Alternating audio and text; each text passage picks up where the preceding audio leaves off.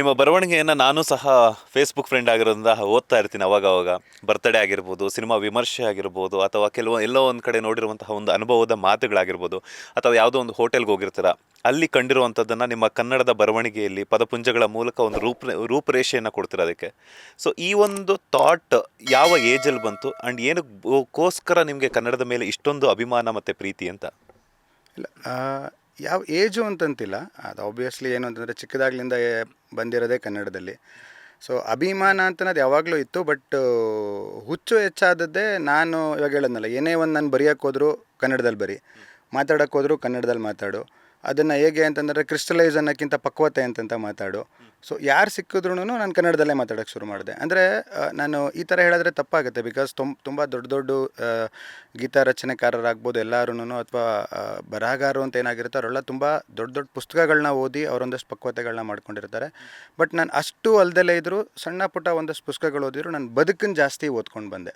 ಅಂದರೆ ಮಾತಾಡ್ತಿರೋರ ಹತ್ರ ಒಬ್ಬರ ಹತ್ರ ಆಗ್ಬೋದು, ನಾನು ತುಂಬ ರೂಢಿಸ್ಕೊಳೋದಾಗ್ಬೋದು. ಆಮೇಲೆ ನಾನು ಆಂಗ್ಲ ಭಾಷೆ ಅಂತ ಅನ್ನೋದನ್ನು ವಿರೋಧಿ ಅಂತಲ್ಲ, ಆದರೆ ನಾನು ಅದಕ್ಕೆ 10 ಪಟ್ಟು ಕನ್ನಡನ ನಾನು ಮಾತಾಡೋಕ್ಕೆ ಶುರು ಮಾಡಿದೆ. ಎಲ್ಲೋಯ್ತು ಅಂದರೂ ಕನ್ನಡ, ಎಲ್ಲಿ ನಿಂತ್ಕೊಂಡ್ರು ಕನ್ನಡ, ಆ ಥರ ಆ್ಯಕ್ಚುಲಾಗಿ. ಅಂದರೆ ನಾನು ಇದರಲ್ಲಿ ಇವಾಗ ಶುರು ಮಾಡ್ತಿದ್ದೀನಿ, ನಾನು ಈ ಹುಚ್ಚನ್ನ ಹಿಂಗೆ ಜಾಸ್ತಿ ಮಾಡ್ಕೋಬೇಕು, ಇಲ್ಲಾಂದರೆ ನನಗದು ಒಗ್ಗಲ್ಲ. ಹಾಗಾಗಿ ಅಂತನೋ ರೀತಿಯಲ್ಲಿ ನಾನು ಜಾಸ್ತಿ ಮಾಡ್ಕೋತಾ ಬಂದೆ. ಎಲ್ಲಿ ಬರೆದ್ರು ಕನ್ನಡ, ಎಲ್ಲಿ ನಿಂತ್ಕೊಂಡ್ರು ಕನ್ನಡ, ಈ ಥರ ಆಗೋಯ್ತು. ಆ ಹುಚ್ಚು ಹಂಗೆ ಹೋಗ್ತಾ ಇದೆ. ಕೆಲವೊಂದು ನನ್ನ ಬದುಕಿನಲ್ಲಿ ಆ ಹುಚ್ಚುತನನೇ ನಂದು ಹೆಚ್ಚು ಮಾಡಿಕೊಂಡೆ. ನನ್ನ ಲೈಫ್ನಾಗ ಸುಮಾರು ಟರ್ನಿಂಗ್ ಪಾಯಿಂಟ್ಸ್ಗಳನ್ನ ನನ್ನ ಹೊಸ ದಾರಿಗೆ ತೊಗೊಂಬಂದು ಅಲ್ಲೊಂದಷ್ಟು ನಾನು ಬೆಳೆಯುವಂಗೆ ಮಾಡಿರೋದೇ ಇದೆ. ಹಾಗಾಗಿ ನಾನು ಯಾವ್ದಾರ ಒಂದು ಹುಚ್ಚು ಅಂತ ನನಗೆ ಅಂಟ್ಕೊಂಡಾಗ ಪರವಾಗಿಲ್ಲ, ನಾನು ಅದನ್ನು ಹುಚ್ಚನ್ನು ಜಾಸ್ತಿ ಮಾಡಿಕೊಂಡ್ರು ಅದನ್ನು ಅನುಭವ ತಗೋತೀನಿ. ಎಲ್ಲೋ ಒಂದು ಕಡೆ ಎಡುತ್ತಿದೆ ಅಂದ ತಕ್ಷಣ ಸೈಡ್ಗೆ ಇಟ್ಬಿಡ್ತೀನಿ. ಇಲ್ಲ, ಕರೆಕ್ಟಾಗಿ ಕರ್ಕೊಂಡು ಹೋಗ್ತಿದೆ ಅಂತ ಅಟ್ಲೀಸ್ಟ್ ಒಂದು ಅನಿಸಿದ್ರೆ 4 ಜನ ಹೌದು ಇದು ಕರೆಕ್ಟಾಗಿದೆ ಅಂತಂತ ನನಗೆ ಅವರಾಗೆ ಬಂದು ಹೇಳಿದ್ರೆ ತುಂಬ ಜಾಸ್ತಿ ಮಾಡ್ಕೋತೀನಿ. ಅದಕ್ಕೆ ನಾನು ಯಾವುದನ್ನು ಪೀಕ್ ಅಂತ ಇಟ್ಕೊಳ್ಳಲ್ಲ, ಅದನ್ನು ತುದಿ ಅಂತಂತ. ಸಾಮಾನ್ಯರಲ್ಲಿ ಸಾಮಾನ್ಯರಾಗಿ ಯಾವುದೇ ಒಂದು ಮದುವೆ ಫಂಕ್ಷನ್ ಆಗಿರ್ಬೋದು, ಅಥವಾ ಅಕ್ಕಪಕ್ಕದ ಯಾವುದೋ ಒಬ್ಬ ಪರಿಚಯದ ವ್ಯಕ್ತಿ ಬಂದುಬಿಟ್ಟು ಮದುವೆ ಇದೆ, ಅಥವಾ ಯಾವುದು ಎಕ್ಸಾಂಪಲ್ ನಾನು ಹೇಳ್ತೀನಿ ಅದನ್ನು.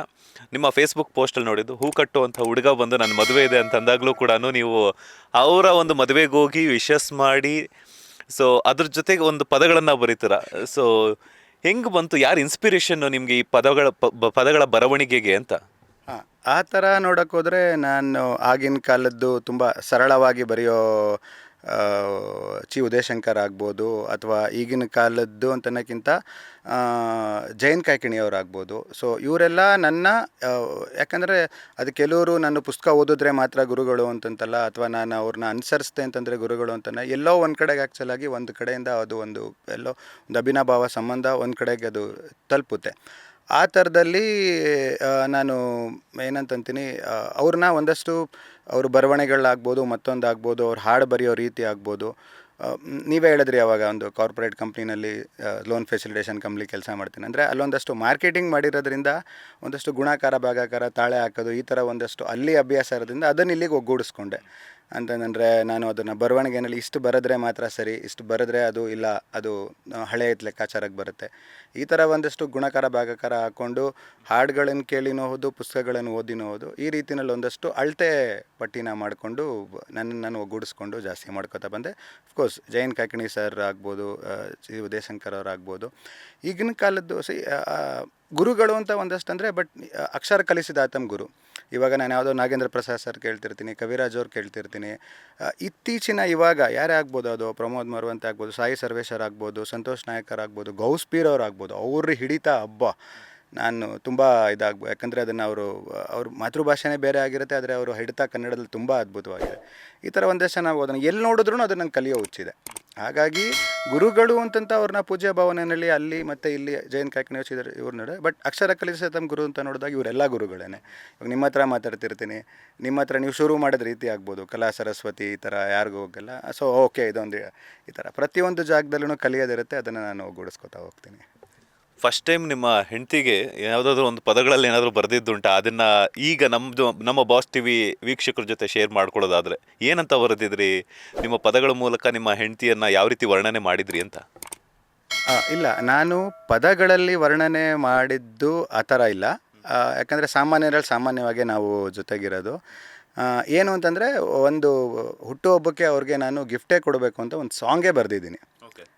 ಅದನ್ನು ಆ್ಯಕ್ಚುಲಾಗಿ ಆ ಸಾಂಗ್ ಏನಿದೆ, ಬಹುಶಃ 2 ವರ್ಷದ ಹಿಂದೆ ಅನ್ಕೋತೀನಿ ಅವ್ರ ಬರ್ತಡೇಗೆ ಮತ್ತು ಅದಕ್ಕೆ ಮುಂದುವರೆದ ಭಾಗ ಆ್ಯನಿವರ್ಸರಿ ಅಂತ ಏನಾಗಿದೆ, ಯಾಕಂದರೆ 23 ಜನವರಿ ಮತ್ತು 2 ಫೆಬ್ರವರಿ ಇದೆರಡೂ ಇದಿದೆ. ಹಾಗಾಗಿ ಮುಕ್ಕಾಲು ಭಾಗ ಇಲ್ಲಿ ಮತ್ತು ಮಿಕ್ಕಿದ ಕಾಲು ಭಾಗ ಅಲ್ಲಿ ಅಂತ ಅನ್ನೋದನ್ನು ಒಂದು ಹಾಡು ಮಾಡಿ ಅದನ್ನು ಸಂಗೀತ ಮಾಡಿಸಿ ನಮ್ಮ ಮಂಜು ಮಹಾದೇವ್ ಅಂತಿದ್ದಾರೆ ಮತ್ತು ಸಂತೋಷ್ ನಾಯಕ್ ಅಂತಿದ್ದಾರೆ ಸಿಂಗರು. ಸೊ ಇವರು ನಾವೊಂದು 3 ಜನ ಅಂತಂತ ಒಂದು ಗಾಯಕರು, ಒಬ್ಬರು ಮ್ಯೂಸಿಕ್ ಮಾಡೋರು ಅಂತ ಸಂಗೀತನ ಇದ್ದರು, ಮತ್ತು ನಾನು ಈ ಥರ ಅಂತ ಒಂದು ಫ್ರೆಂಡ್ಶಿಪ್ ಚೆನ್ನಾಗಿದೆ, ಒಂದು ಸ್ನೇಹ ಅಂತ ಅನ್ನೋದು 3 ಜನ.